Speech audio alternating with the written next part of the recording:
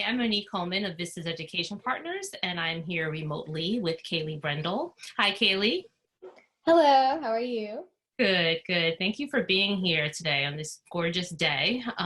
Even though I know we're still sort of sheltering in place, it's still beautiful weather out, and I heard you just came back in from a nice walk, right? Yeah, it was nice to get out of the house for a little bit. Yeah, yeah, I hear you. I'm going to do that after we finish. Kaleigh is a rising high school senior that I happen to know quite well. You're a senior at the Scholar Center for Humanities. Is that the name of your school? I'm a junior, but yes, that's the program. Are you going into your junior year or senior year? Oh, going into my senior year, Yeah, yes. so that's what I meant to say. You are a rising senior. Oh, okay, Yes. I gotcha. So that means you are entering your senior year soon Yeah. enough, right? Soon enough, summer will be here and you will officially be a rising senior. And your school is the Scholars for Center for Humanities right here in nearby Freehold. And Kaleigh also happens to be blind. You've been blind since birth, right? hmm You're an avid braille reader and a tactile learner, you know, and you've excelled at school. Um, you've excelled in your pursuit of art and singing, right?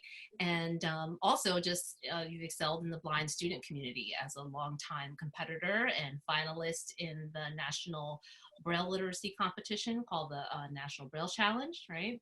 And so Kaleigh is, you know, a star, right, in our community. And so you're a friend to Vistas as you have volunteered as a junior proctor and a guest speaker at the New Jersey Regional Braille Challenge the past 2 years, which is hosted by Vistas and the National Federation of the Blind New Jersey. So we appreciate your, you know, all around contributions to the blind community, to your broader community. And ironically enough, while many of us are here sheltering in place, those of us who are able to safely stay at home at this time, and we've been doing it for a couple of months now, we may be feeling, feeling a little bored, but you've actually been quite busy these past couple of weeks with your, you know, not only your remote learning program, but also with this advocacy campaign that you wound up leading, which involves now 2 legal complaints, I believe, with the U.S. Department of Education, Office of Civil Rights, in which you claim that the College Board AP exams are, as they currently are being offered, are discriminatory against yourself and other blind students. And this is something that I know you weren't planning to do. You were just forced to do, right? Based on, Yeah. yeah, your own personal experience. So, you know, Kaleigh, you know, we're laughing here, but this is actually a quite serious and unbelievable kind of situation that you're finding yourself in. So why don't you jump in here now and start by telling us, you know, from the beginning, kind of exactly what happened to push you to the point of going up against the College Board and the Department of Education. So it all started with my SAT tutor inquiring whether or not I had taken a practice exam.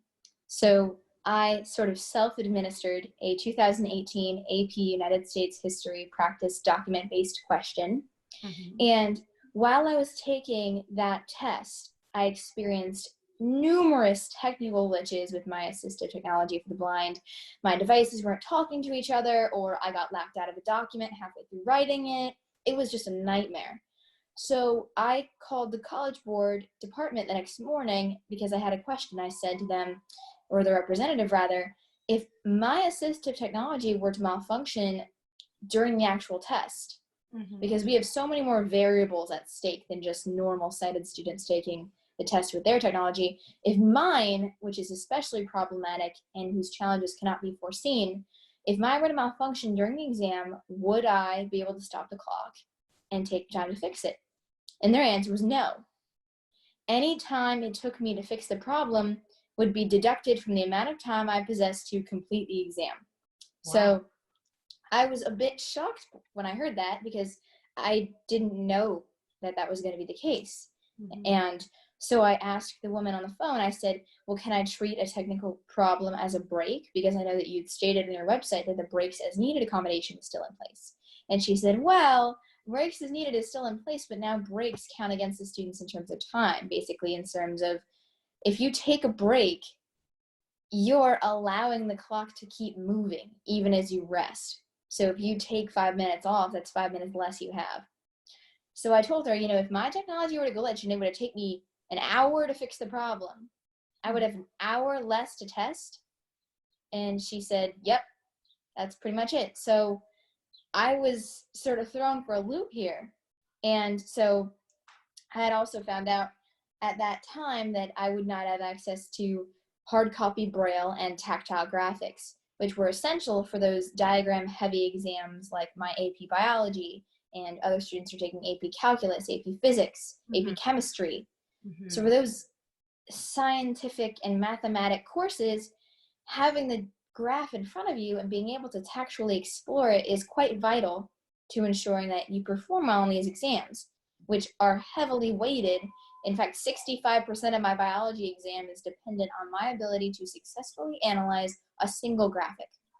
Wow. So if I were to misinterpret that, there goes my score. So I started reaching out, and no one knew about this. No one knew about any of these accommodations that were just suddenly being revoked. So can I stop you right here for a second? So you're saying that when you spoke to representatives of the College Board, no one knew about these accommodations that you were inquiring about? No, I'm sorry. I meant no other blind student knew. Oh, I'm sorry. Oh, okay, got it. Right. So you were reaching out to your peers to say, hey guys, like this is the problem. Yeah. So I, along with another family, got on the phone with Christine Lowe, who's the director of accessible digital testing development for the College Board, because faculty across the world, actually, that teach AP courses didn't get to cover all of the material.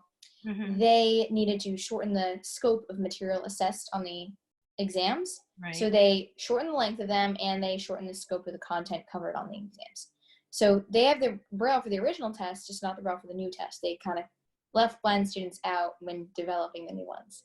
So we spoke to this woman, and she had said, well, use a device with less problems, pretty much. And that's sort of disconcerting and a bit offensive, because it's not quite possible for us to do that in the blind and deafblind community, because you don't know when your iPad is going to glitch. You don't know when your Polaris is not going to respond to your PC. You don't know when your Focus 40 and your iPhone will connect. Like, you don't know these things. And you don't know when your screen reader will glitch. Like, there's so many more problems that can present themselves. And there's no way to anticipate them. So one thing led to another. I started grouping all of the students together, and I posted a video on social media explaining the problem to the world, in a sense. And we now have over 87,000 views on that video, because people are just baffled this is happening. Right. So I was able to get in touch with the National Federation of the Blind, and I filed a complaint with the U.S. Department of Education's Office for Civil Rights. One of my Department of Education contacts in New Jersey had suggested I reach out to this gentleman at OCR, and I spoke to the senior attorney, and she recommended, given the time-sensitive nature of the issue, that I file this complaint and make it a class complaint, since this affects more than me. So the NFB was a party to my complaint, and there were several other complainants, students, that were going through this as well. One of which, horrible situation he was in, is that his family members were visually impaired as well, to their suggestion that have a family member describe the graph to you if you don't get it. That's not at all possible for him. So he was going through that, and yeah, that was something he was experiencing. So we filed that, and then a day later we filed with the U.S. Department of Justice, and we've received great responses from OCR, and we are in discussion with College Board. That's, happened this week, that they've, begin to express a willingness to talk to us and to try to figure out where their perspectives lie and where ours lie. And I think one of their largest concerns seems to be security. So a student such as myself having access to the test and using the test for longer than they're permitted to, that's one of their top concerns.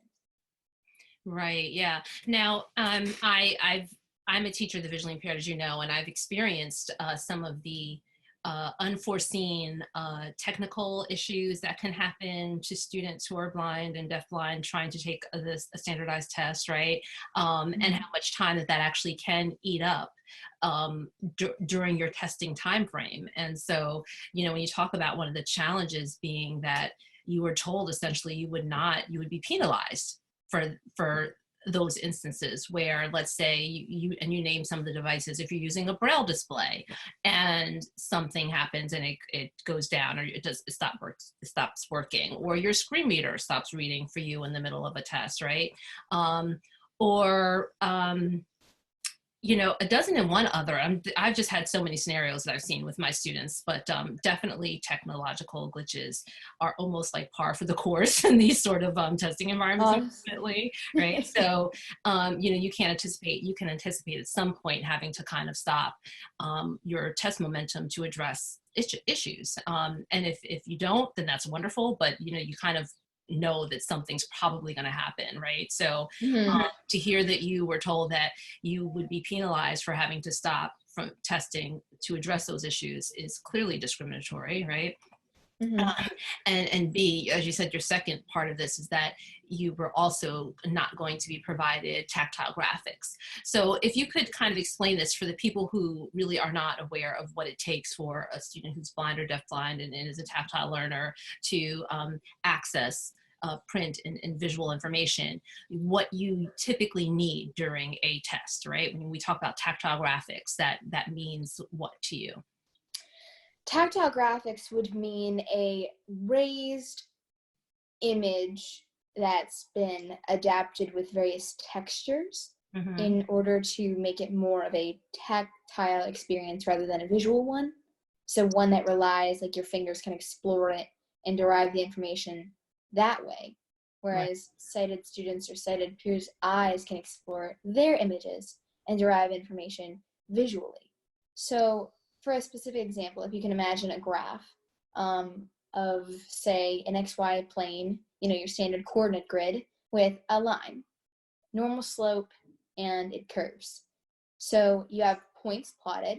If you needed to analyze that, say that was a graph of a biology lab. There was one in particular I had that I can attest to where it was germinating and non-germinating peas at hot and cold temperatures. So there was 4 lines on the graph. And for the visual students, they wanted me to color code the graph so that they would be able to, differentiate, because red line, orange line, green line, blue line, that would look different for you guys. So that's what you guys can do to be able to distinguish. And if you needed to, in writing your lab report, or in this case, writing the answer to an AP question about that graph and about that lab results, if you needed to refer back to a specific point, you could just scan and find the point and then say, oh, this graph had an upward trend at this such point, at this time interval. So in my case, I might do a dotted line, a dashed line, a solid line, and maybe like a wavy line or something. Some kind of textual, tactile difference that I would be able to decipher to allow me to read, sorry, there's like a lawnmower in the background, to read the graph in that kind of manner. So that's why for this exam, being denied graphics is like a sighted student being denied graphics. Like, you need them. Right. And what they're offering in their place are these alt text descriptions, and they're verbose paragraphs, but they're vague, and they almost include too much. They include too much of the wrong type of details. So that's why I say they're vague, is because they'll spell out the word comma, and if you have that's just sort of to give you an idea. Yeah. And if you have like 4 lines, like I was talking about, with 10 points on each line, that would be 40 points. Their type of description would tell you 1,2, 2,4, and they would list all 40 points, and like it's not, you need that spatial information. You wouldn't get that.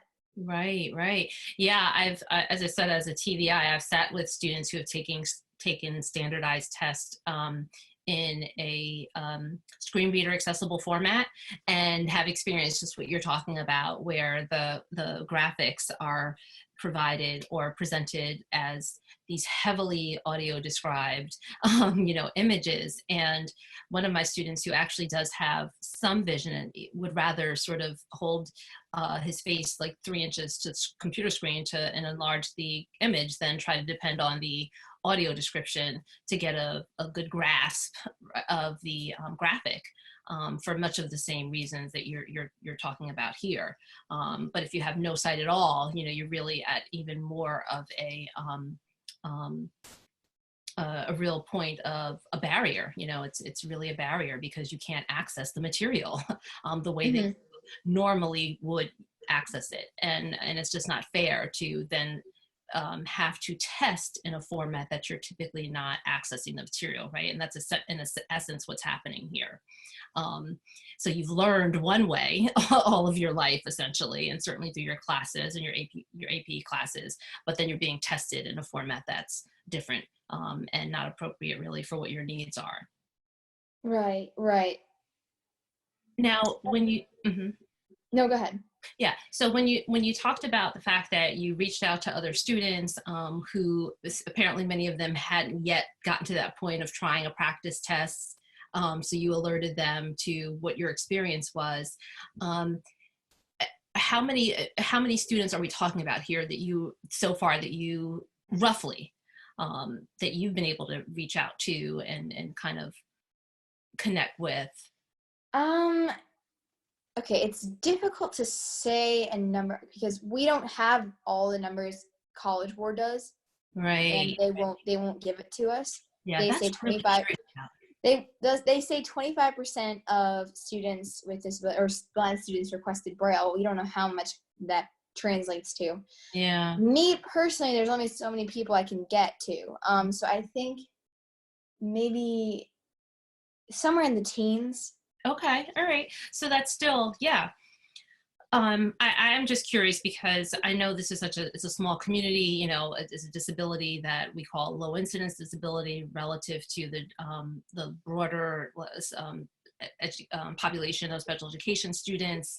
So I can imagine even the blind and deafblind students who are taking the AP exam are sort of, you know, a smaller sort of subset of that group, but no less important in terms of the need to have equal access to this material.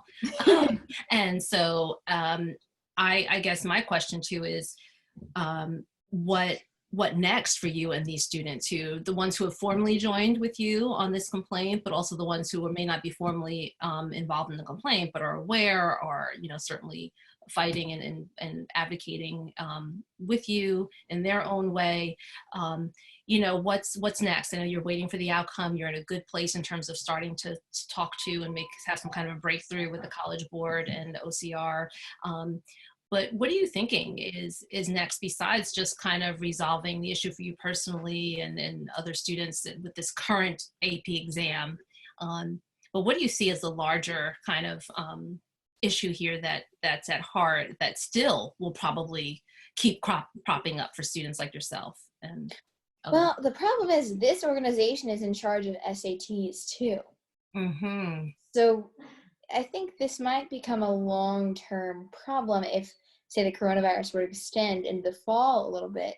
Right. Because I'm hoping, you know, they've learned their lesson with APs and they know not to do this again.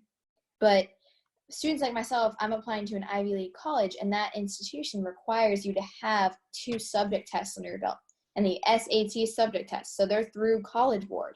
So I need to keep testing with them. And if they were to do something like that again, I mean, we don't even know for certain if we're going to get this rectified. But if they were to do that again with SATs, that would really, really hinder my college applications.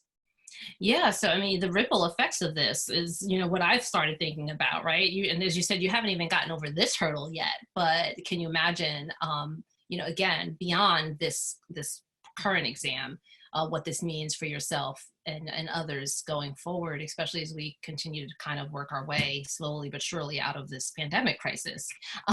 So yeah, your current battle is not done. And I understand the concerns about privacy that the College Board would have related to their exams.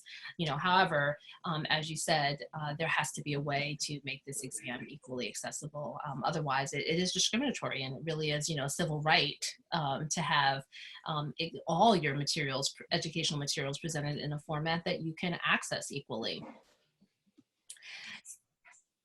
Oh, go ahead. Yeah, okay. Yeah, so yeah, I just wanted to again just reiterate what you said about the importance of um, or what's going to, I guess, kind of the snowballing of this whole issue. Yeah, And right. it's so, as much as I'm sure you did not want to have to be in this position, you're obviously doing something for yourself and for the community. And hopefully it will really, as you said, get the College Board to think a lot harder and be a lot better about accommodating all students. And I know we were in a rush situation now with COVID-19, but there's still no excuse for um, providing such a haphazard and, Right. Yeah. And I inadequate. mean, we reached out to companies and found one that could produce the Braille.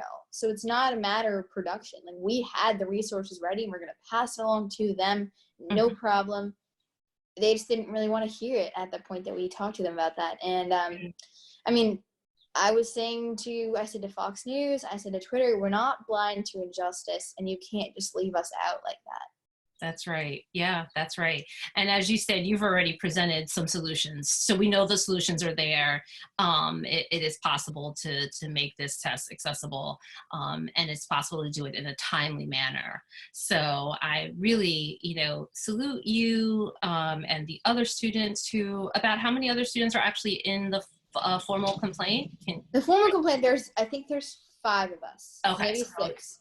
okay, so I have to come up with a name for you guys. The 6, I don't know. We have to think of a good nickname for.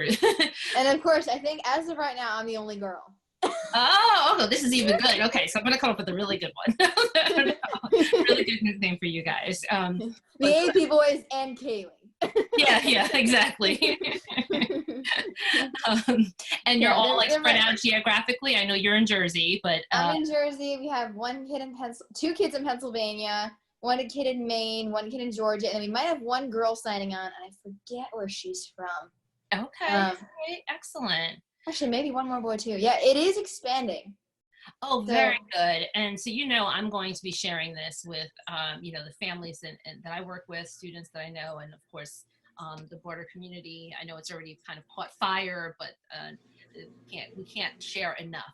But I think what I want to stress to you too is that I want you to know that what you're doing is also important for the younger students who aren't even at the point that you and your peers are who are in this suit, in terms of the high level of academic achievement that you guys have reached, right? And that there are younger students coming, kind of up the pipeline, younger blind students and deafblind students who you're actually helping to pave the way for in terms of accessibility to standardized testing, right, through this suit. It's really that important what you're doing, this kind of advocacy, because you are helping others that are going to be coming after you, and not just for AP exams, but as you said, for other standardized tests that students, blind students and deafblind students should have access to and should be able to take.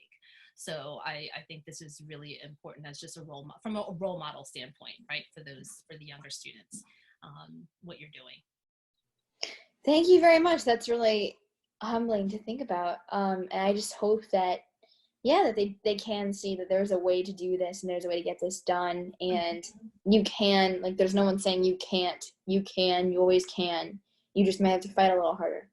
That's right. Yep. And your example is something that they can certainly look up to and model in their own lives. So that, I know that's something that's important to me, and I will be sharing this with my students.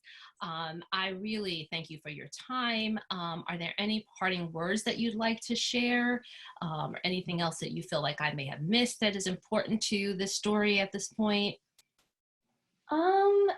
I mean, no, I think I would just say, if you know any students that are blind and that are taking APs, definitely you can.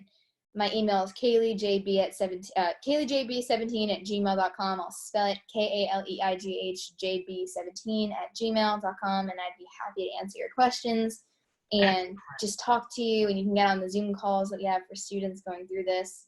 So Oh, if you know excellent. anyone, feel free to pass it along. Oh, excellent. So you have already a little support network where you have Zoom Yeah, calls? yeah, Okay, we do. perfect.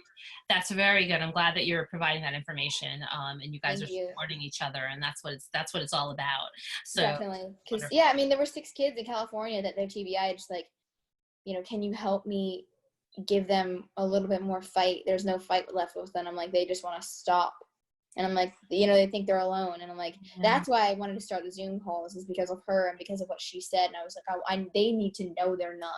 Right. That's right. So I Exactly. started this, and it's really been helping all of us. Wonderful. I'm so happy to hear that. That's a piece of this that I didn't know that you were also doing, and that is having these regular Zoom calls with other students. I think that's a wonderful idea. And as you said, we can all, when we're fighting for something that's right, and fighting for against discrimination, you can't do it alone, right? It's not something that's meant to be done alone. So having the support is key, and it'll keep everyone sort of keep moving forward and pushing hard. Hmm. So again, I appreciate your time. I would love to talk to you again as you, I'd be honored. yeah, yeah, and with some more updates as you move forward in this process. And I can only hope that the College Board does the right thing. The office. We can only hope. Yeah, exactly.